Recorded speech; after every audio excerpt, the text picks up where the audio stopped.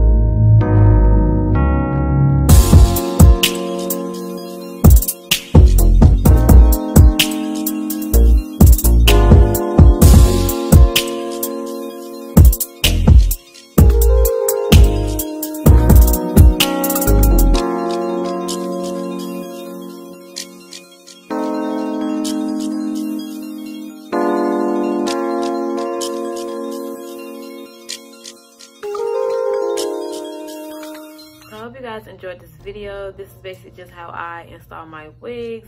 And as you guys can see, sis is melted, sis is laid. Like, I'm just loving this wig.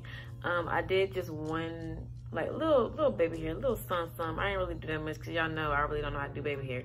But yeah, so again, all the hair details will be in the description box below. This is Megalook's Kinky Curly 14-inch wig, and I'm just so in love with it. So without further ado, I'm gonna get off this camera.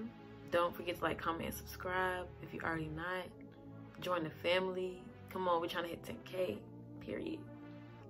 But I'm gonna see y'all in my next video. Bye.